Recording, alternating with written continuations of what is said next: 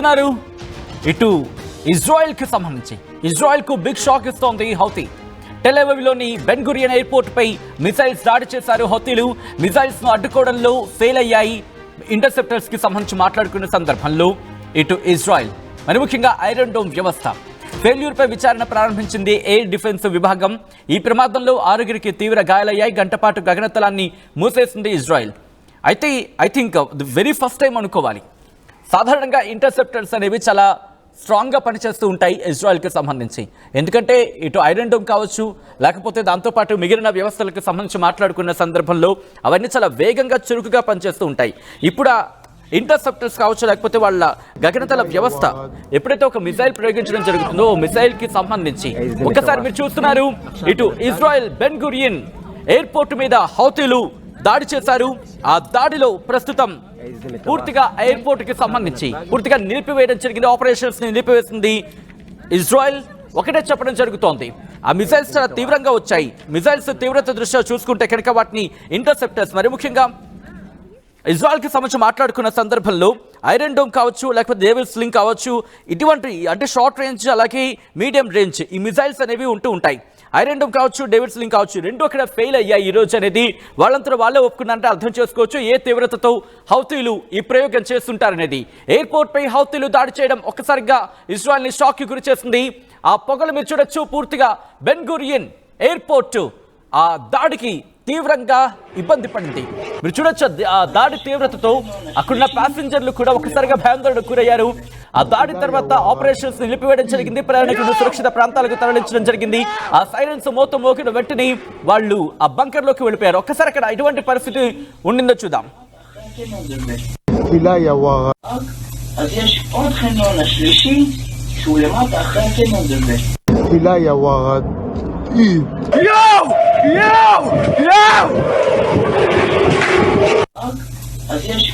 עכשיו בנתב"ג?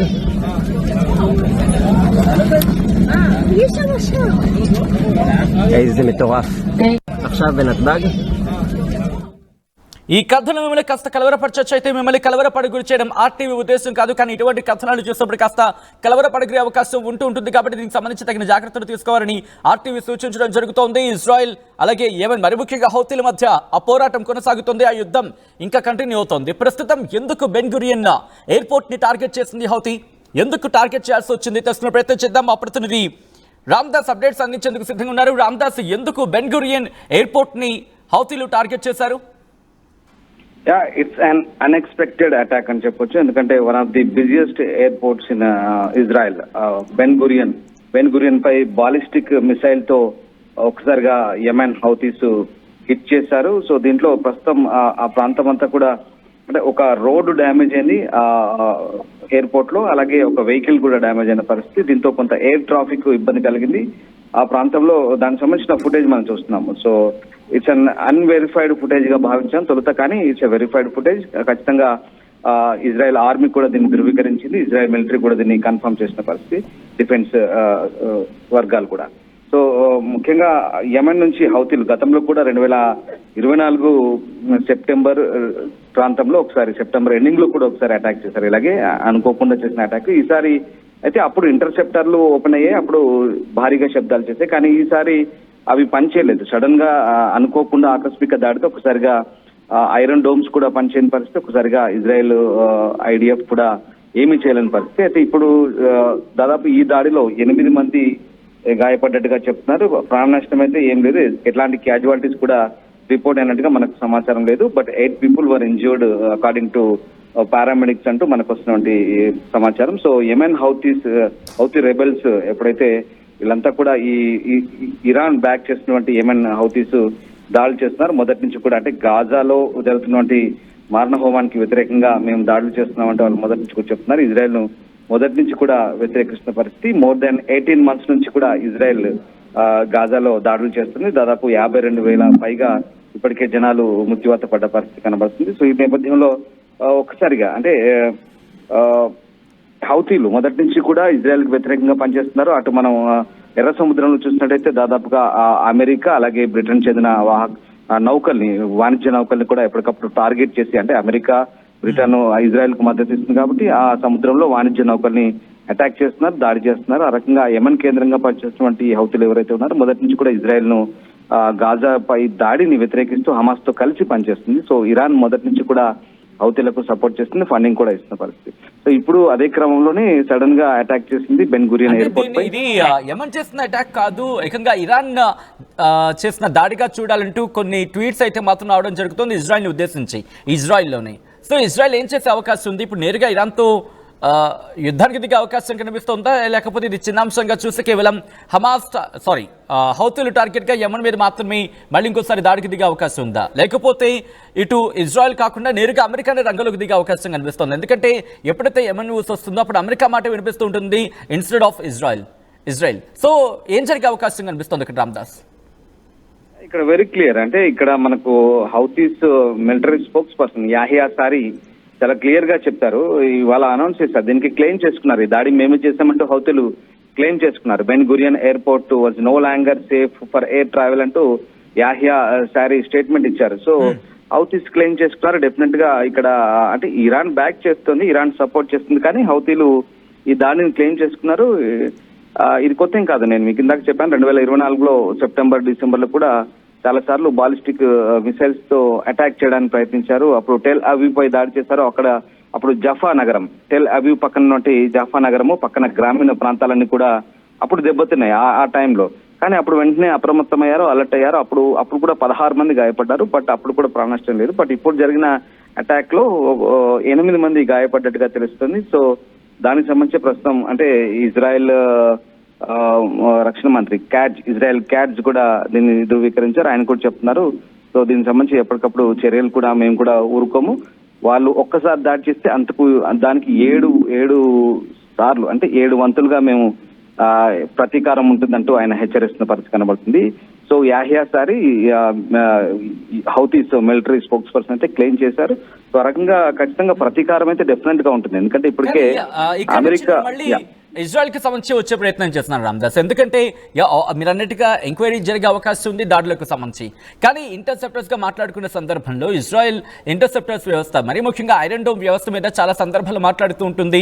మరి ముఖ్యంగా ప్రతిసారి ఐరన్ డోమ్ మీద నమ్మకం లేకపోయినా లాంగ్ రేంజర్స్ వచ్చినప్పుడు లాంగ్ రేంజర్స్ ఉన్నాయి, లేకపోతే మిడ్ రేంజర్స్ ఉన్నాయి. కానీ షార్ట్ రేంజ్ మిసైల్స్ గా మాట్లాడుకుని అత్యంత స్ట్రాంగెస్ట్ ఇంటర్సెప్టర్స్ గా మాట్లాడుకుని యాంటీ మిసైల్ సిస్టమ్ గా మాట్లాడుకునే ఐరన్ డోమ్ ఎందుకు ఫెయిల్ అయింది? ఎందుకంటే ఈ దాడి వెనకాల ఐరన్ డోమ్ వ్యవస్థ ఫెయిల్యూర్ అనేది కనిపిస్తుందంటూ ఇజ్రాయెల్లోనే చర్చ జరుగుతోంది. ఇప్పుడు ఇజ్రాయెల్ ఎలా ముందుకు వెళ్ళే అవకాశం ఉంది, అసలు ఏం జరుగుతుందో భావించడం జరుగుతోంది ఇజ్రాయెల్? యాక్చువల్ గా ఇది బెన్ గురియన్ ఎయిర్పోర్ట్ సంబంధించి సెంట్రల్ ఇజ్రాయెల్ లో.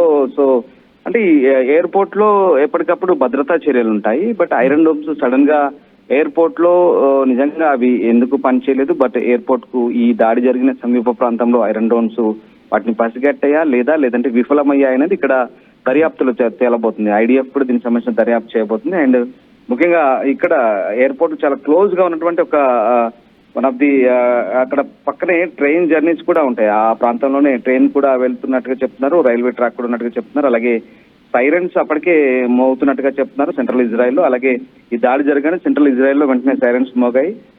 చాలా మంది అక్కడి షెల్టర్లు బంకర్లకు కూడా లోపల వెళ్లి తలదాచుకున్నట్టుగా చెప్తున్నారు ఇజ్రాయెల్స్. సో ఆ వీడియో మనకు అదే చెప్తుంది. వీడియో చేస్తున్న క్లెయిమ్ ప్రకారం మనకు connecting road inside the perimeter of the airport with some debris అంటూ అక్కడ మనకు అడ్జసెంట్ రోడ్స్ అంటూ అక్కడ ఎయిర్పోర్ట్ ఆనుకుని ఒక రోడ్ పైన జరిగిన దాడిది. అక్కడ ఒక వాహనం కూడా దెబ్బతింది. అలాగే 8 మంది గాయపడ్డారు. So according to Israel defence minister Israel Katz చెప్తున్నారు. సో ఖచ్చితంగా మేము ఇంతకు 7 వంతులు ప్రతీకారం ఉంటుందంటూ ఆయన చెప్తున్న పరిస్థితి కనబడుతోంది. So will hit back 7-fold అంటూ క్యాట్జ్ చెప్తున్నారు. సో ఆ రకంగా ఖచ్చితంగా ప్రతీకారం అయితే ఉంటుంది. అండ్ మోర్ ఓవర్ మనకు తెలిసింది ఈ అమెరికా డెఫినెట్ గా ఈ హౌతీలను టార్గెట్ చేసుకుని హౌతీల పరిస్థితి కూడా అంతే, ఎప్పుడెక్కడి నుంచి ఎటువైపు నుంచి దాడి జరుగుతుందో తెలియదు. మనకు హౌడేరా పోర్ట్ లో ఎప్పటికప్పుడు దాడులు జరుగుతుంది. అలాగే సనాపై కూడా దాడులు జరుగుతుంది యెమెన్ లో. అక్కడ హౌతీలు కూడా చెల్లా చెదురుగా పడిపోతున్నారు. వీళ్ళు జరుగుతున్న దాడిలో పదుల సంఖ్యలో మృతులు. మొన్న కూడా సివిలియన్స్ చనిపోయారు. హౌతీలు కూడా అదే చెప్తున్నారు. అంటే ఇక్కడ వ్యతిరేక కార్యకలాపాలు చేస్తుంది అమెరికా, పౌరులపై దాడులు చేస్తుంది సివిలియన్స్ పై అంటూ చెప్తున్న పరిస్థితి. బట్ అమెరికా బ్రిటన్ సహకారంతో ఎప్పటికప్పుడు దాడులు చేస్తుంది. అక్కడ హౌతీలను కూడా ఎప్పటికప్పుడు అణచివేత కార్యక్రమం చేస్తుంది. కానీ ఇప్పుడు ఇజ్రాయెల్ మీద చేస్తున్న దాడి మొదటి నుంచి కూడా హౌతీలు ఒకటే చెప్తున్నారు, గాజాలో మారణ హోమానికి వ్యతిరేకంగా మేము గాజాకు సపోర్ట్ గా చేస్తున్నామంటూ చేస్తున్న దాడులు. ఇది అయితే రొటీన్ అటాక్స్ అనుకోవచ్చు మనం. హౌతీలు ధైర్యాన్ని కూడగట్టుకునే అవకాశం ఉందనుకోవాలా? ఎందుకంటే ఇక్కడ యాంటీ మిసైల్ సిస్టమ్ గా మాట్లాడుకున్న ఐరన్ డోమ్ ఫెయిల్యూరో లేకపోతే ఐరన్ డోమ్ కి సంబంధించి ఆ వైఫల్యమే కనిపిస్తున్న సందర్భంలో ఇటు ఇజ్రాయెల్ కి సంబంధించి కూడా ఇక్కడ పునఃసమీక్ష చేసుకునే ఈ గ్యాప్ లోని ఇంకొకసారి హౌతీలు దాడులకు దిగే అవకాశం ఉందా? ఇప్పుడు హౌతీల వ్యూహం ఎలా ఉండే అవకాశం కనిపిస్తోంది, at the same time Israel ఎలా ముందుకు వెళ్ళే అవకాశం ఉంది? సో ఎటువంటి పిక్చర్ ఉండే అవకాశం ఉంది అనుకోవాలి ఇక్కడ రామ్దాస్?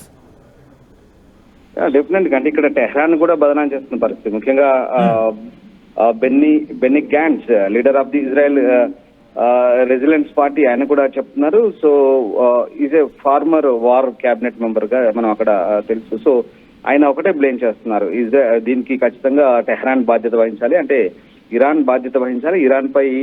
ఇజ్రాయెల్ పై దాడులకు హౌతీలను ఉసిగొల్పుతుంది, ఖచ్చితంగా ఇరాన్ మూల్యం చెల్లించాల్సిందే అంటూ ఆయన హెచ్చరిస్తున్న పరిస్థితి కనబడుతుంది.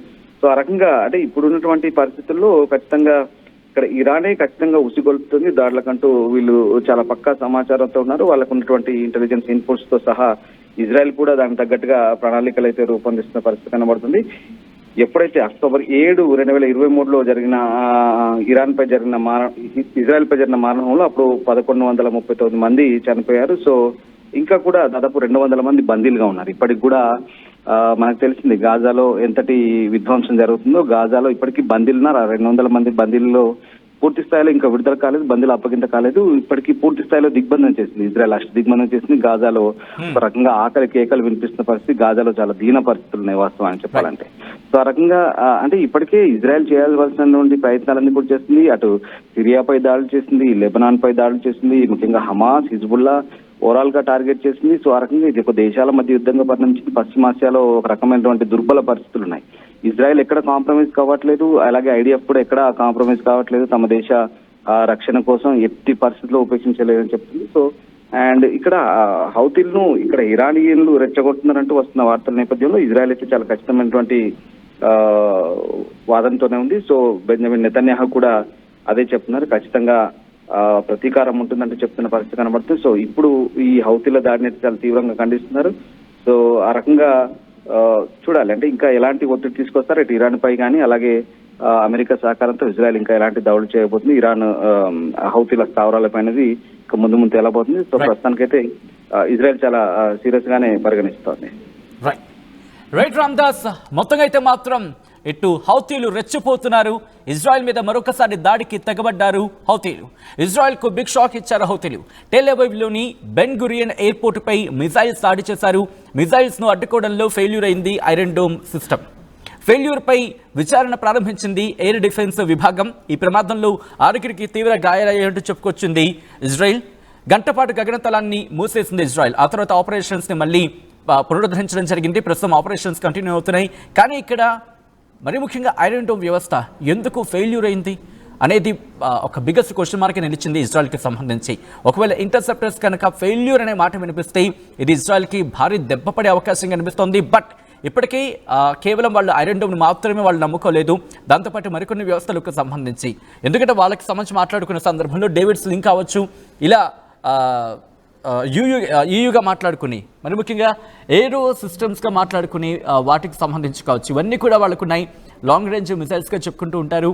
సో ఇలా అనేకమైన ఇంటర్సెప్టర్స్ ఉన్నాయి కాబట్టి వాటిని ఇప్పుడు రంగంలోకి దించే అవకాశం ఉంది. బట్ రిమెంబర్, అవి లాంగ్ రేంజ్ అలాగే మీడియం రేంజ్కి సంబంధించి కాబట్టి వాటిని ప్రస్తుతం రంగంలోకి దించకపోవచ్చు. బట్ వీటికి సంబంధించి వీటిని తప్పించుకుని ఎలా వచ్చి ఢీ కొట్టాయి అనే అంశంలో మాత్రం తీవ్రమైన విచారణ జరిగే అవకాశం ఉంది. ఆ విచారణలో వెలుగులోకి వచ్చే అంశాలు బట్టి దానికి తదనుగుణంగా ముందుకు వెళ్ళే అవకాశం కనిపిస్తోంది. సో చూద్దాం ఇప్పుడు ఇజ్రాయెల్ ఎలా ధీటుగా సమాధానం చెప్పబోతోంది, ఇజ్రాయెల్ ఎలా ముందుకు వెళ్ళబోతుంది అనేది ఆసక్తికరంగా మారింది. ఈ కథనం మిమ్మల్ని కాస్త కలవరపరచవచ్చు, కానీ మిమ్మల్ని కలవరపాటు గురి చేయడం ఆర్టీవీ ఉద్దేశం కాదు. కానీ ఇటు పశ్చిమాసియాకు సంబంధించి కావచ్చు, లేకపోతే మరీ ముఖ్యంగా ఇటువైపు సంబంధించి మాట్లాడుకున్న సందర్భంలో ఎర్ర సముద్రానికి సంబంధించి ఆ చుట్టుపక్కల ఎటువంటి పరిణామాలు ఉన్నాయి వాటిని వివరించే ప్రయత్నంలో భాగంగానే కథనం చూపించడం జరుగుతుంది తప్ప మిమ్మల్ని కలవరపాటు గురి చేసే ఉద్దేశం ఆర్టీవీకి లేదు, ఉండదు. కానీ ఇటువంటి కథనాలు చూసినప్పుడు కాస్త కలవరపాటు గురే అవకాశం ఉంటుంది కాబట్టి దీనికి సంబంధించి తగిన జాగ్రత్తలు తీసుకోవాలని ఆర్టీవీ సూచించడం జరుగుతోంది.